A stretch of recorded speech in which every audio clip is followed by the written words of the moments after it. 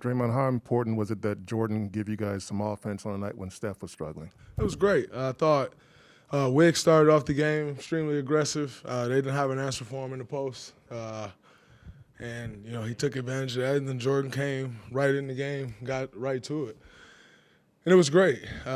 Obviously, moving forward, that's going to be more of his role. And to see him embrace that and come out, I was a little pissed off with him watching the Utah game. I just didn't think he was aggressive enough. And tonight, that was totally different.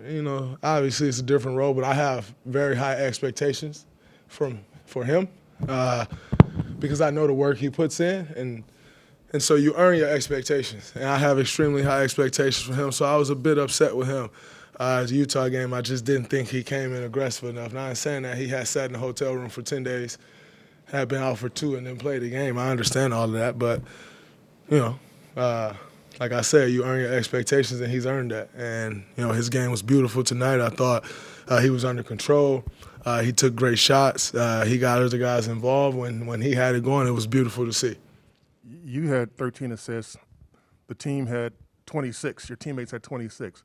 How does their passing help you? It helps a lot. When you have guys that can make plays, you don't I had 2 turnovers. One of them was an offensive foul. But when you have guys that can make plays, you just trust them and move the ball on and know that they can make the next play. You don't have to try to squeeze into these tight gaps.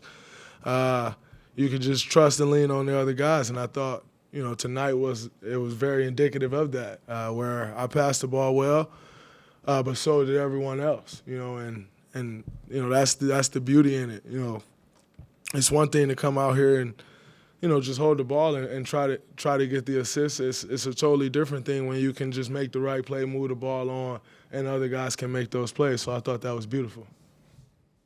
2 questions. First, what was it like for you to be back out there after 8 days? I mean, that's not normal in December, January, to have an 8-day break. And how did that affect you? Were you re-energized at all? You always re-energized getting back out there. It's just fun. That's what you work for. You work to play in these games and, be healthy and competing and, providing what you can for the team. And so I was extremely excited, definitely energized. I felt great. My lungs felt great. I think our staff over the last day, 2 days, was incredible. David Taylor put me in through a workout and I felt like I had finished playing a game, and that was huge because tonight I didn't step out there feeling like that was my first game in 8 days. I felt like that was my second game in 8 days due to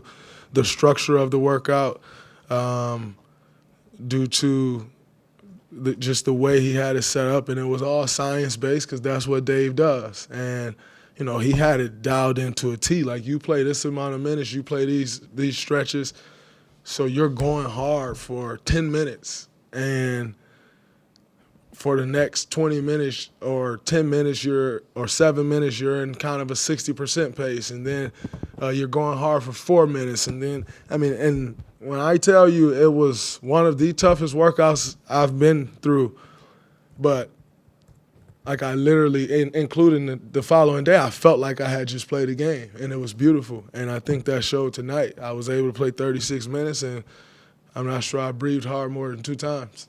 When was that workout? Yesterday. Yesterday. So it was beautiful. It's beautiful. And one quick unrelated question. What does it say to you, 39 assists in consecutive games, one of them without you, the main passer often, and that hasn't happened in the NBA in 27 years, 1994. I think, like I said, it just talks about this team and the collective IQ of this group. I think also to do that without Andre. Andre is one of those guys who always makes the right play, who's always in the right position, who makes sure other guys are in the right position. I think that's beautiful. I also think to have 39 assists and Steph Curry shoot 3 for 17, that's impressive. I mean, a buck of my assists come off Steph Curry. Like, we're not fooling anyone here. A buck of those assists come off Steph. He didn't have it going tonight at all, and yet we were still able to come up with 39 assists. So it just says a lot about this team, the collective IQ of this team, the bunch that we have together, the group of guys who enjoy playing together. It's not about who's getting the ball or who's getting the assist or is that guy scoring tonight. It's whoever got it going, that's who we're finding. And, like I said, it really is a testament to who this group is. Draymond, I saw how you were smiling in the warm-up after when Klay left with his arms in the air and the fans are going bonkers, and I could tell you were having fun seeing that moment. I mean, he can see that it's almost go time, right? I mean, the light at the end of the tunnel, you can see it. And, I mean, I was very excited to see him walking off and embracing that love, holding his hands up. It's great. I mean, I've seen what he's been through the last 2.5 years, and it's not pretty. And so for those fans to line up out there like that and show that support for him, I was a little salty that once he walked off, I mean, the warm-up was dead after that. I had nobody watching me warm up. No, but I mean, you want that for him. And I think, he's extremely excited and anxious to be back out there. I think you all are feeling the same way. We're feeling the same way. This fan base is feeling the same way. And most important, the world of basketball is feeling the same exact way. Everybody's looking forward to Klay Thompson being back out there on the floor. So it definitely brought a smile to me. I was very happy to share the court with him for 3 minutes. And although we were doing 2 separate workouts just to be on the floor with him, I didn't have that opportunity the other day in Denver that all the guys had to scrimmage with him. And so just to share the court with him for 3 minutes was incredible for me, and I'm looking forward to his day, him having his day. Klay Day. I'm looking forward to that. Dre, now that the season is, we're into it now, anything about this team surprised you from when you looked at the team at the beginning? I must be 100% honest with you. I didn't know we'd be this good. I think we are a damn good team, and I didn't think we would be this good, and especially this fast. Now, in saying that, we have a long way to go. This is a marathon. It's not a sprint. It's not the first team to 30 wins or anything like that. It's who can consistently get better night in and night out, day in and day out. So when April, May, and June come around, you put yourself in the best position to win a championship. And I truly in my heart believe we're doing that. We continue to improve in practices. We continue to improve in games. And, that'll set us up well as we continue to roll through this season. So I'd be lying if I told you I thought this team would be as good as we are. You referred earlier to Jordan coming off the bench and being aggressive.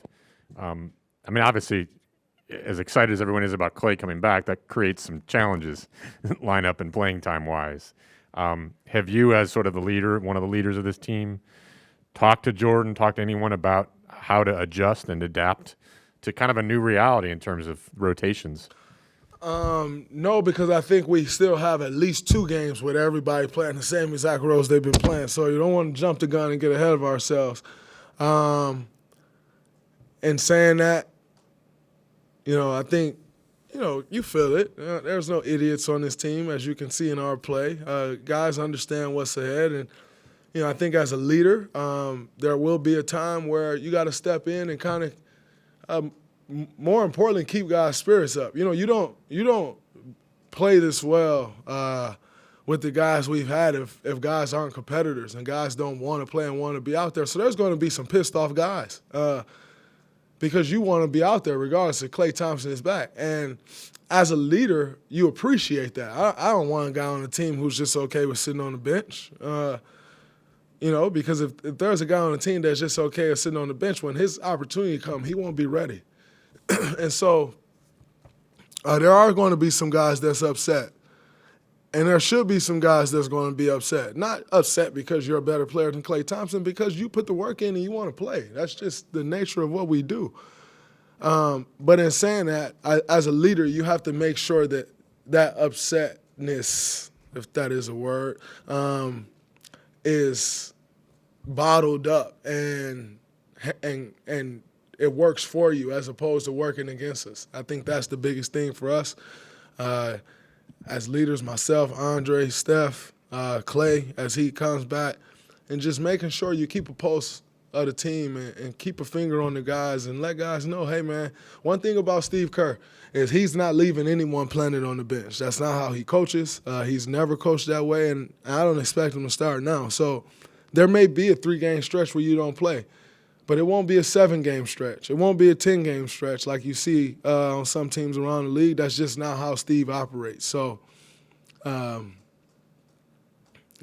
think guys have to understand that and stay ready for their moment, because I'll never forget, Mark Jackson told me when I was a rookie, there's weird things that happen in this league all the time. The day before my first game, there's weird things that happen in this league all the time. I can't tell you why they happen. They just do. You just make sure whenever your opportunity presents itself that you stay ready for it, because it will. It always does. And Brandon Rush got hurt towards ACL the second game of the season. I'm sitting on the bench like crushed that Brandon just got hurt. And then as Brandon leaves the court and I'm sitting there watching the game, I'm like, I think this is what he was talking about. Like, you get stuff like that just happens, and for no rhyme or reason, it just happens. And if you're not ready for that opportunity, there's no guarantee that you'll ever get another one. And so these guys understand that, true professionals in this locker room, and I don't think that'll be an issue. But like I said, you're going to have some upset guys, and you want that.